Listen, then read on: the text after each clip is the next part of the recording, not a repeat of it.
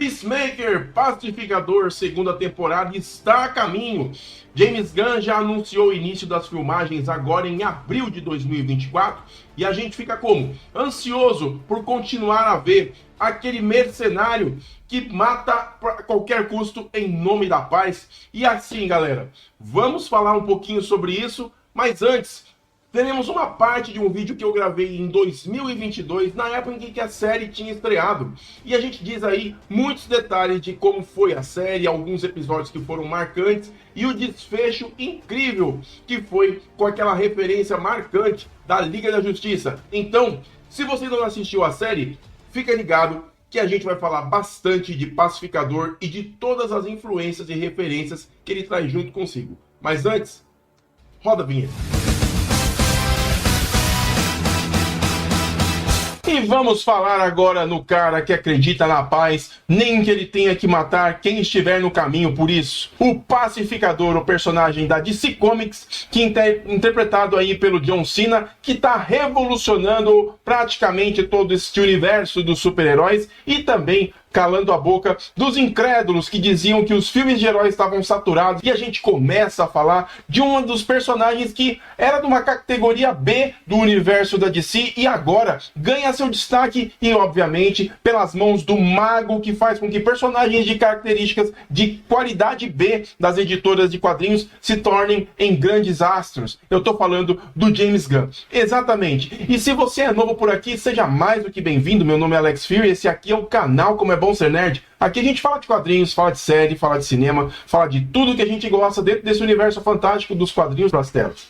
E se você ainda não for inscrito, aproveite e deixa aqui embaixo a sua inscrição no canal, dá um clique no sininho para ativar as notificações sempre que a gente tiver vídeos novos para receber os avisos por aí. Visite também as nossas redes sociais, que por lá a gente sempre posta as coisas antes de postarmos aqui. E claro, compartilhe este vídeo com seus amigos, mas principalmente deixe o seu like aqui, que isso impulsiona esse trabalho da Mais Gás, pra gente falar mais de Pacificador e de outras obras que virão ainda pela frente.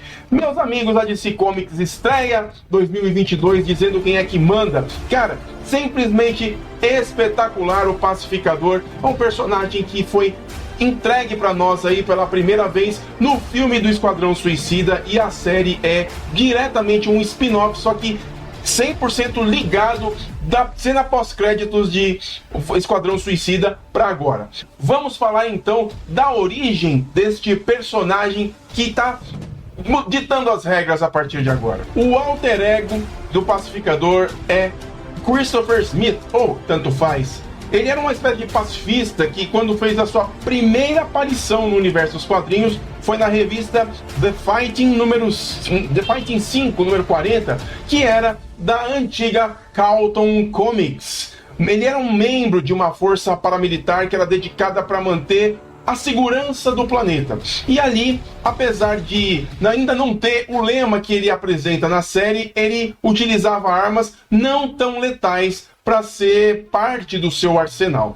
E isso, durante ao longo do tempo, por conta das idas e vindas das editoras, mudaria porque o personagem ele foi completamente reformulado para uma minissérie que foi feita em 4 edições em 1988, quando a DC publicou depois que a Carlton saiu do mercado e o Pacificador acabou passando para as mãos da editora. Depois do período do famosa mega saga da Crise nas Infinitas Terras, ele estreou finalmente na DC e essa nova versão do Christopher Smith, ele ainda quer manter a paz, nem que ele tenha que matar qualquer um que estiver no caminho por isso. O Christopher Smith, que a gente tanto fala, na verdade tem o sobrenome Schmidt. Ele é um filho único e esse sobrenome tem um teor nazista. Ele é filho, de um ex-comandante de um campo de concentração nazista que valorizava a força e o poder acima de qualquer coisa. Ele cometeu o suicídio quando o Christopher tinha apenas 5 anos de idade e o Christopher viu tudo isso.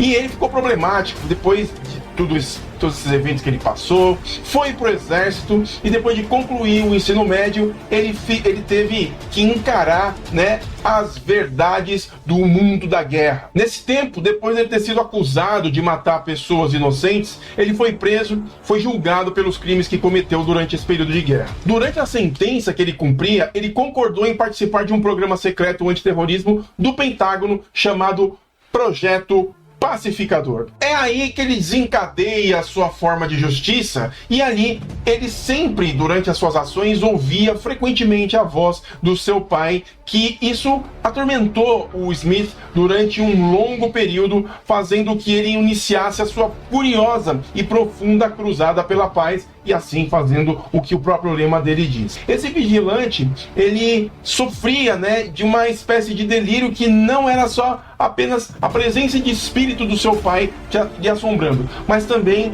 eram vozes daquele que eles tinha matado e que, de certa forma, estavam presas dentro do seu capacete excêntrico. Exatamente. E é legal que na série a gente tem isso muito presente, porque o Smith, a todo tempo, ele é atormentado por ter matado o Rick Flag no finalzinho do Esquadrão Suicida, e lógico, ele tenta de alguma forma aqui na série, dentro do roteiro que o James Gunn preparou para ele, manter um ar excêntrico, ao mesmo tempo cínico, sádico, descabido de tudo que é da realidade, até porque é uma forma dele fugir dentro dessa realidade. Na série, o pai do Christopher Smith, ele é vivo, inclusive é vivido pelo Robert Patrick, que fez o T-1000 em O Exterminador do Futuro com Arnold Schwarzenegger.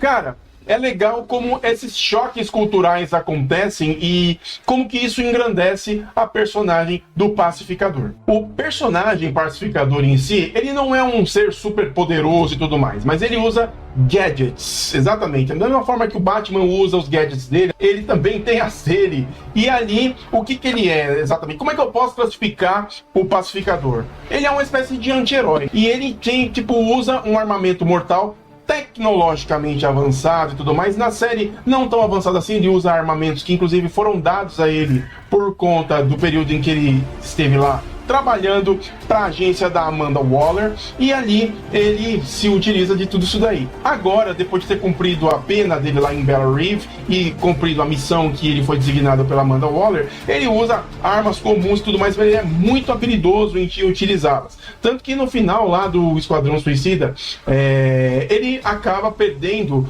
pro Bloodsport, por conta dos dois serem praticamente hábeis na mesma qualidade, só que ali ele acaba sendo ferido e ficando hospitalizado. Por conta disso que começa a série também. E uma das coisas que mais chamou a atenção no Christopher Smith é o capacete prateado, que, cara, ele não tira esse capacete por nada. Mas ele tem uma razão. O capacete prateado, que tem uma aparência estranha, que inclusive é uma espécie de símbolo à liberdade que ele mesmo classifica dessa forma, ele é capaz de emitir frequências ultrassônicas para sobrecarregar os sentidos de qualquer pessoa ao seu alcance, além de embaralhar também sinais eletrônicos e tudo mais. Essa qualidade é quadrinhos, mas na série, quem faz os capacetes para ele é o seu pai, Og Smith. Cara, e é legal a gente ver como que todo esse universo tecnológico é introduzido na série. O pai do Og Smith, ele tem uma espécie de compartimento dentro da casa, uma casa comum de subúrbio americano. Aliás, um detalhe que ele tem a bandeira dos Estados Unidos virada ao contrário. Ele tem uma sala que só ele sabe o código, obviamente o pacificador consegue memorizar o código dele, e quando ele entra a gente percebe que tem um aspecto, francamente, que quando eu assisti pela primeira vez, eu falei, cara, como é que cabe tudo isso aqui dentro como é que esse visual existe dentro da casa? E aí, em um momento da série, o pacificador explica pro vigilante, que eu já vou falar dele pra vocês, que aquele ambiente ali é uma espécie de deslocamento quântico em que várias coisas podem caber ali, que é uma criação do seu pai. O Og Smith, ele tem um conhecimento profundo de tecnologia quântica, por assim dizer, e criou esse espaço onde ele desenvolve em uma espécie de oficina todos os capacetes que o pacificador utiliza, que inclusive cada um tem uma cena, acho que no segundo ou no terceiro episódio, que mostra a qualidade que cada capacete tem para ele trabalhar.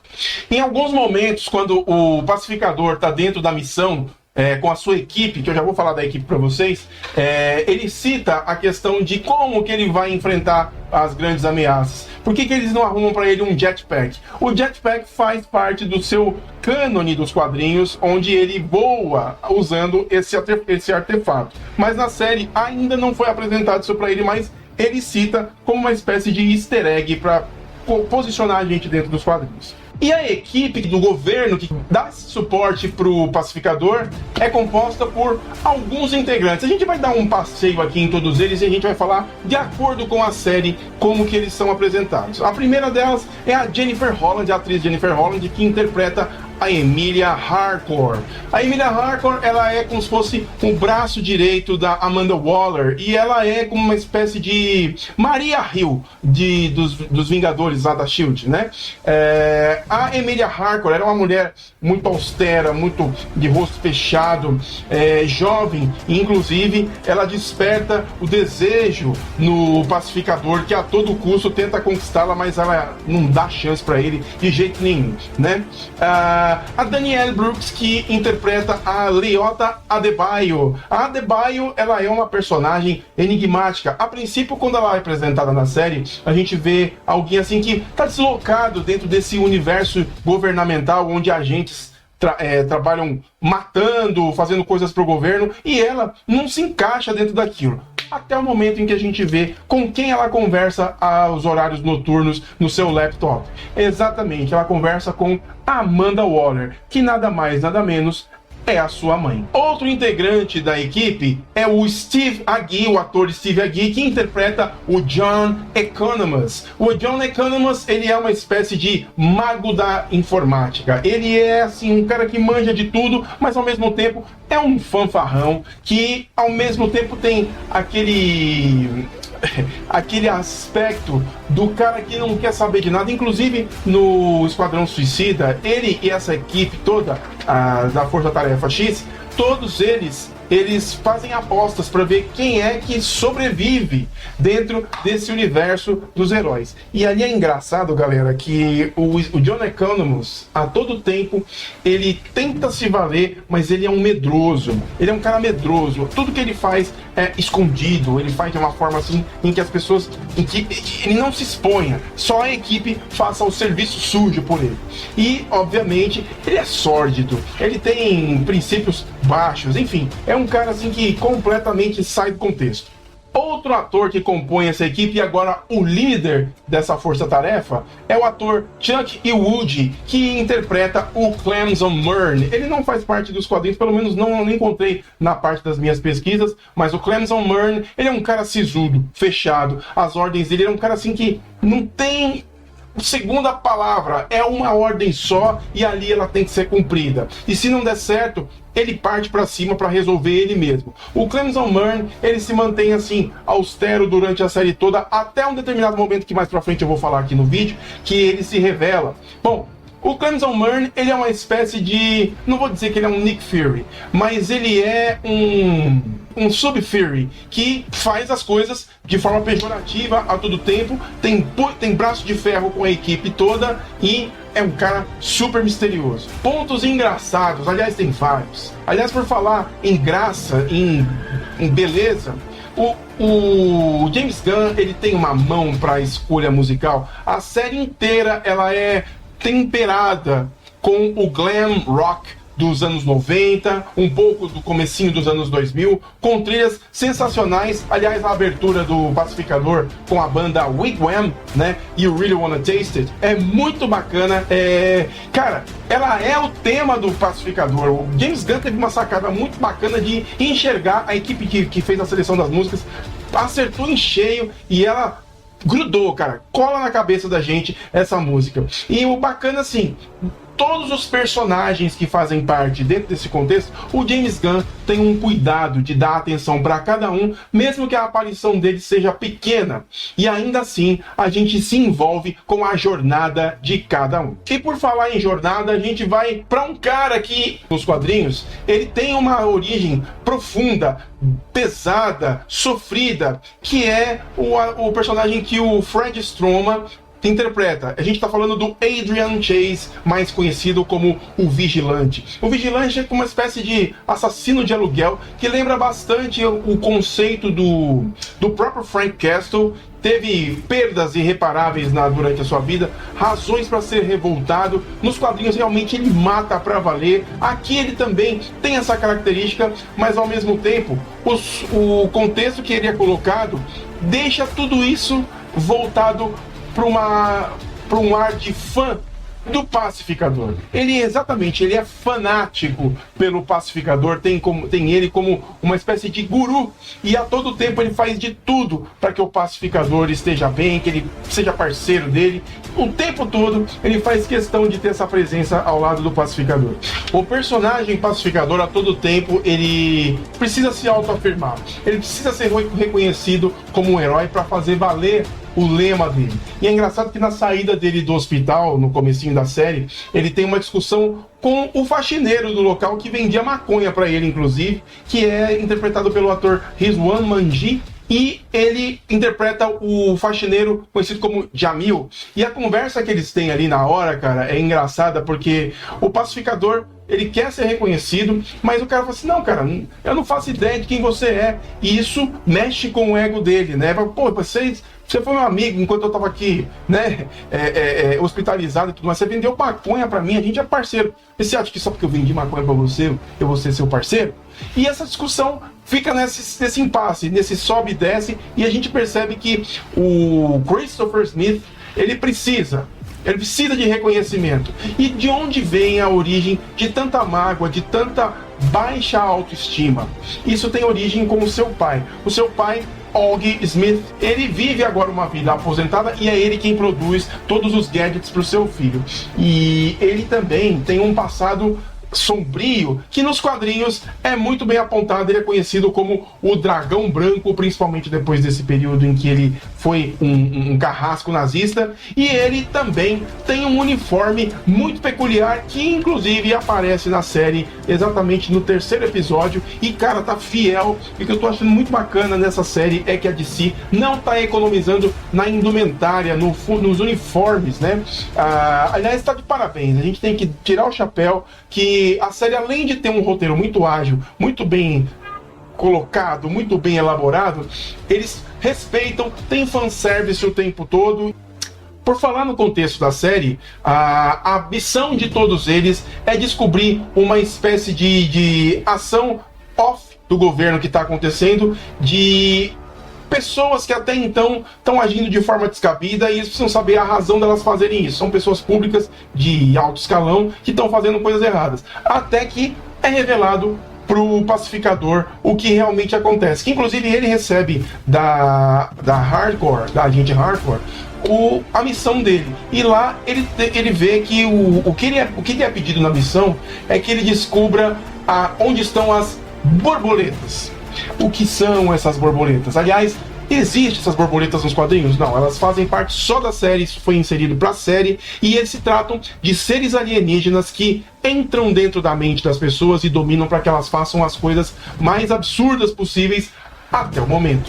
E ele, obviamente, depois de sair da prisão, tenta lá de todas as formas se aproximar da Hardcore, ela não dá bola pra ele, e ele consegue um pegazinho com uma garota que ele vê num bar, e lá eles vão pro apartamento dela, faz uma bagunça, e no final ele percebe a besteira que ele fez. Os planos governamentais da missão dele ficam expostos para essa moça. Ela lê e ali ele descobre que ela é uma borboleta e ela age de forma totalmente descabida, totalmente descontrolada, obviamente controlada pela criatura que inseriu a sua mente naquele momento. E é legal essa cena que a gente finalmente vê o que não foi mostrado no Esquadrão Suicida, que é o capacete do personagem funcionando. Ele usa uma espécie de capacete que meio que cria um campo de força e emite uma energia que dissipa e desintegra o que tiver por perto. E é o que acontece. No momento em que essa borboleta vai para cima dele, ele ativa um modo de defesa, ele fica todo encouraçado e ele praticamente explode o corpo da coitada da moça, e a série segue com esse teor, com esse cinismo, com esse sarcasmo o tempo todo. Os discursos que o pai dele tem com ele, cara, são os piores possíveis. São os piores possíveis. E joga o pacificador na lama. E ele a todo tempo se esforça para que ele seja reconhecido pelo pai, que ele seja amado pelo pai dele, mas isso não acontece porque o August Smith, além de tudo, tem muito ódio do seu filho, e esse ódio tem origem. Em um dos episódios a gente entende o porquê que o pacificador tem essa adoração pelo pai. Desde pequeno ele é traumatizado. Essa adoração é porque a todo tempo ele espezinhou, ele acabou com ele. E uma coisa nebulosa do seu passado é que ele fez com que o seu filho matasse o seu filho mais velho. Exatamente. E esse trauma ficou no Christopher Smith, né? E ele não admite, ele não aceita, ele vive uma vida completamente off. Ele não liga pra nada, mas é justamente como uma válvula para servir como uma válvula de escape para se esquecer de todos esses eventos que foram traumáticos na sua vida. E como que a gente fala de uma série que eu disse até o momento desse jeito e ter diversão ao mesmo tempo? É que tudo isso o James Gunn consegue fazer de forma muito dosada. O entrosamento entre a equipe que age para poder encontrar as origens do pessoal dessas criaturas e a interação do pacificador é tudo muito ágil, né? Eu até comentando um dia com um amigo meu, lembra bastante esse roteiro ágil do próprio Miguel Arraes, que fez o Alto da Compadecida. Você vê que é tudo rápido, todo mundo tem a sua fala, todo mundo está encaixado, é engraçado, é profundo e ninguém fica de fora. Ninguém fica de fora. Falando do Vigilante, tem um momento lá que eu acho muito bacana que, em nome do fanatismo que ele tem pelo pacificador, ele se coloca à frente porque o pai do pacificador acaba sendo preso por uma acusação que o John Economos manipula lá com seus recursos em tecnologia para que ele seja preso. August Smith sendo preso, num daqueles momentos de delírio, de nostalgia que o pacificador tem conversando com o Adrian Chase, ele diz que a mágoa que ele tem do pai é muito grande. E para piorar, a Adebayo diz isso pro Vigilante, que o problema do pacificador é o pai dele. E cara, obviamente, ele se coloca numa situação vexatória, ele quebra o vidro da delegacia para ser preso bem no momento de almoço dos policiais, e quando os policiais veem tudo aquilo, obviamente ele vai preso, ele vai fechado, vai autuado, e ele vai preso dentro da cadeia que o Dragão Branco está preso. Aliás, o Dragão Branco, quando foi para a prisão, ele é reconhecido por todos os seguidores da seita nazista que ele tem ali dentro da cadeia, e a partir dali ele tem os seus seguidores, todos eles protegem ele, e o Vigilante chega lá na pior hora, e o pior de tudo, ele age com muita emoção, ele não é um cara coerente, tudo que ele faz é pensando no pacificador, mas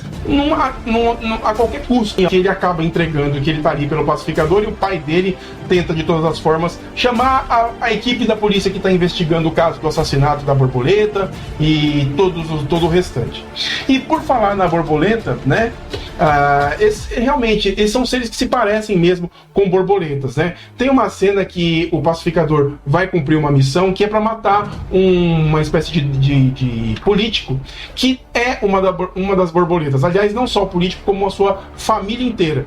E a forma que eles falam da família, que a menina é muito feia, que o garoto é bonitinho, que a mãe merece morrer, a forma como eles classificam, cara, é jogar é a miséria humana jogada na tela pra gente, né? E a todo tempo o pacificador ali na linha de frente. E ele tem as suas falhas, né? São falhas assim que são ridículas. Por exemplo, ele é um exímio atirador. Isso, inclusive, foi apontado no filme do Esquadrão Suicida. Só que, no momento em que ele é designado para matar essa família desse político, ele trava. Por quê? Porque ele faz questão que em cada arma que ele tenha também o símbolo da pomba da paz, que faz parte do peitoral da sua roupa, do seu uniforme de herói. E ali, ele não acerta, ele trava, ele não vai por causa disso. Exatamente. E ele desenha, no começo da missão, ele desenha a tal da pomba da paz, ele fala assim, cara, eu não vou desenhar porque eu não sei desenhar. E por conta disso, ele trava, ele não vai. E quem toma a frente para matar essa família? O Adrian Chase. o Vigilante. E ele vai lá matar um por um. Cara, ele é psicopata até acho que mais do que o próprio Peacemaker, cara. Ele é pior, ele é cara totalmente assim. E quando ele tira a máscara, porque a todo tempo ele tá de máscara, você vê que é um cara assim, tem uma cara assim de bonzinho, e você não diz que ele é o que é. É bem engraçado a forma como isso é apontado. A todo tempo a Adebayo se coloca no meio de tudo isso como uma coitada, como de quem não sabe de nada. Ela conversa assim, meio que deslocada, ela, enfim, ela é o tipo de pessoa que parece que não se encaixa. E a Amanda Waller, nos momentos em que conversa com ela, deixa bem claro que ela é a arma secreta dentro daquela operação.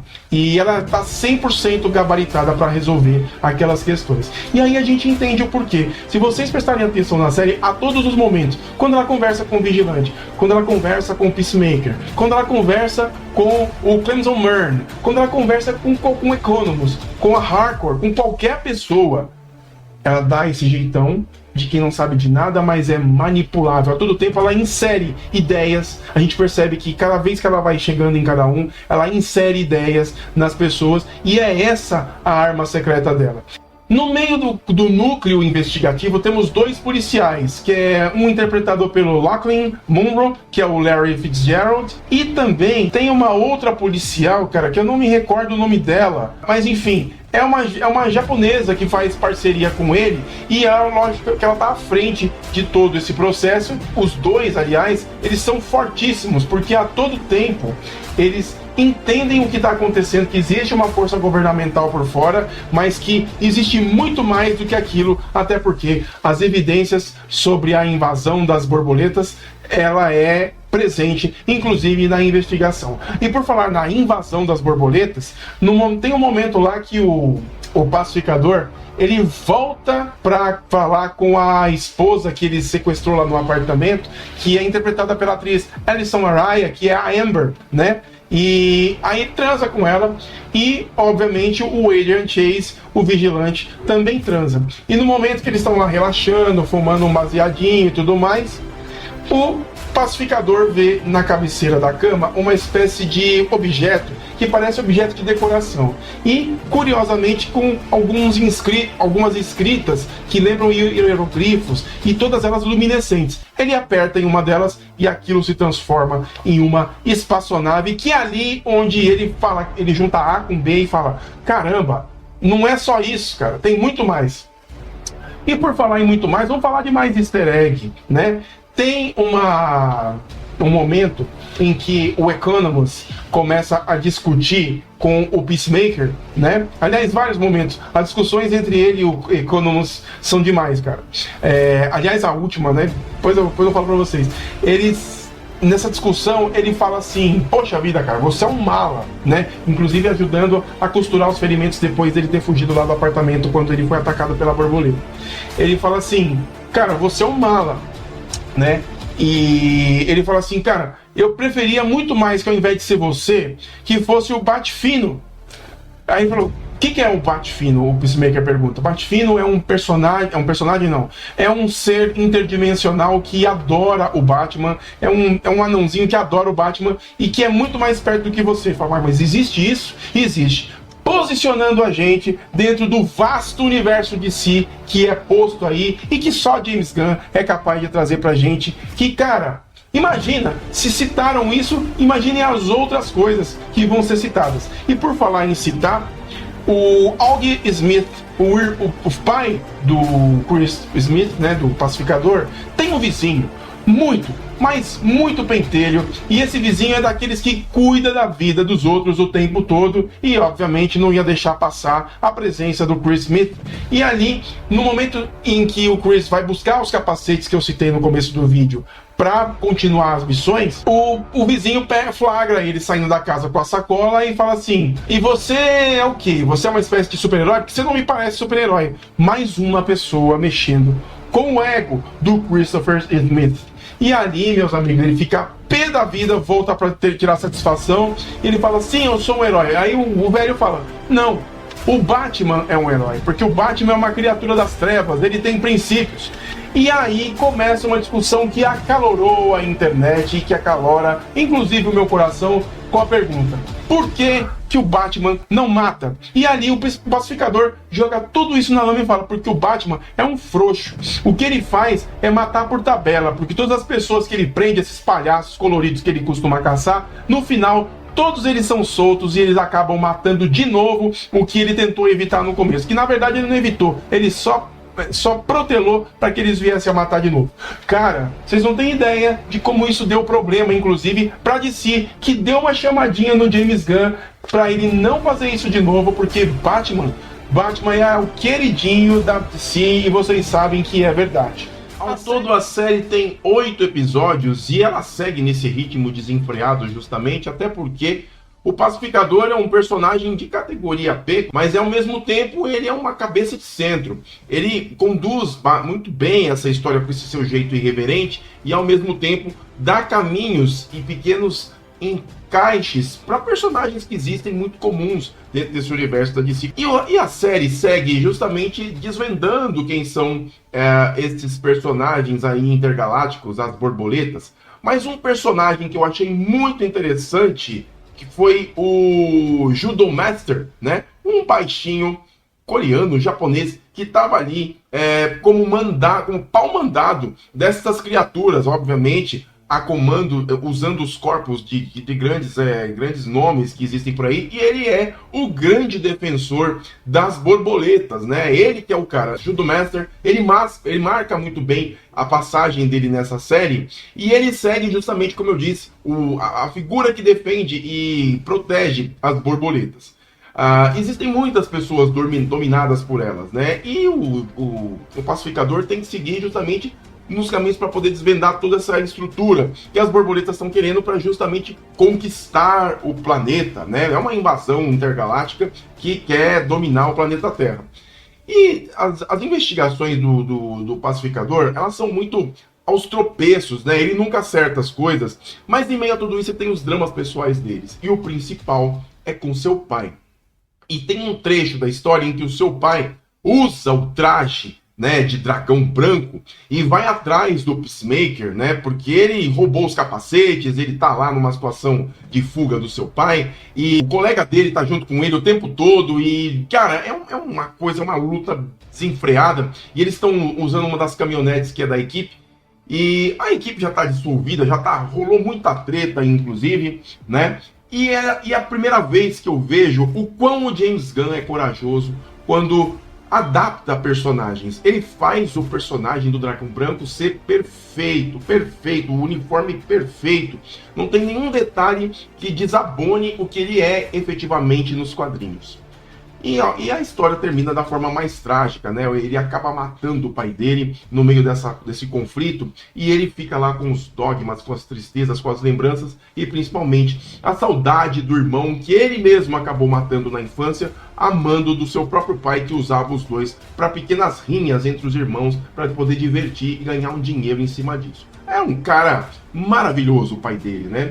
E o bacana da série é que quando eles evoluem bastante e vai lá pro finalzinho, aí, meus amigos, é a cereja do bolo. Eles descobrem onde é que tá o ponto central das borboletas. Eles têm lá uma fazenda que abriga uma criatura gigantesca que eles chamam de a vaca, que ela justamente provém o alimento que faz com que as borboletas se mantenham vivas no nosso planeta, né? E eles vão lá, obviamente, desmontar esse bunker com todas as criaturas que estão ali dentro. E todo mundo que está envolvido ali são muitas e muitas pessoas de alto escalão, funcionários, subalternos, todos eles tomados e dominados pelas borboletas. É muito bacana porque nessa cena a equipe já está praticamente fragilizada. O Clemson Murn, o chefe deles, da equipe, se revela como uma das borboletas, isso daí que é a grande virada, inclusive.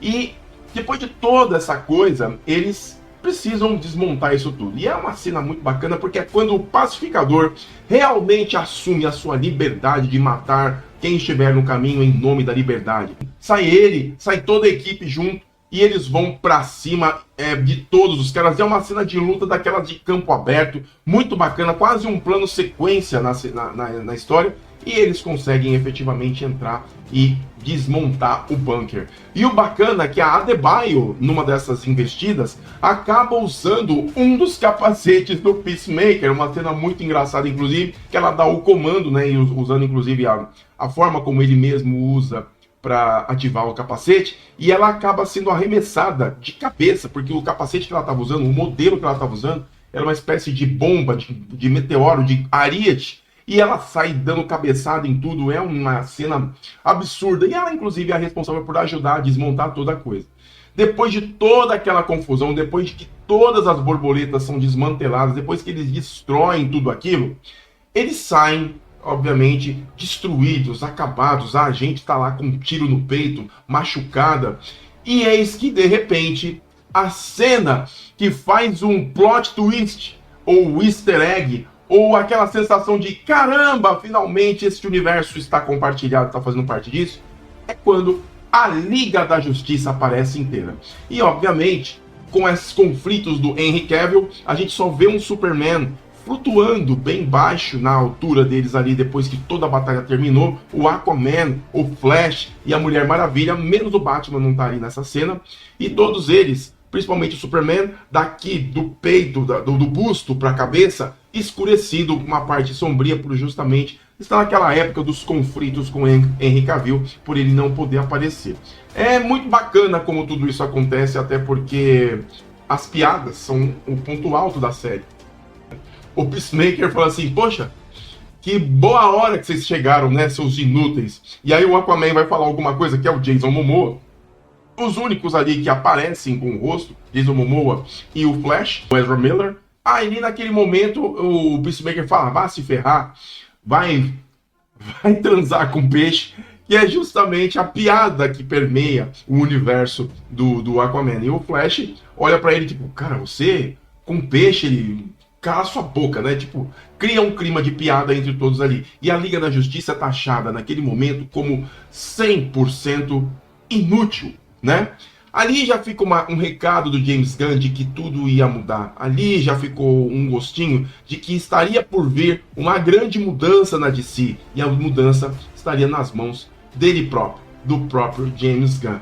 E a série se encerra com a equipe se dissolvendo, todos eles se reestruturando e o Peacemaker sendo aí cabeça de centro para futuras missões. Achei muito bacana como tudo isso aconteceu. Foi uma série assim que eu gostei bastante pela ousadia e como que o James Gunn conseguiu articular muito bem esses encaixes, esses momentos, essas histórias e principalmente adaptar visualmente esses personagens. Essa cena da Liga é impagável, cara, impagável. Isso é a cereja do bolo da série. Mas o Peacemaker como um todo mostra que histórias bem escritas têm muito a acrescentar e fazem valer principalmente essa coisa de que o universo dos super-heróis tem sua força, tem sua garra e tem muito a contar em muitas e muitas produções.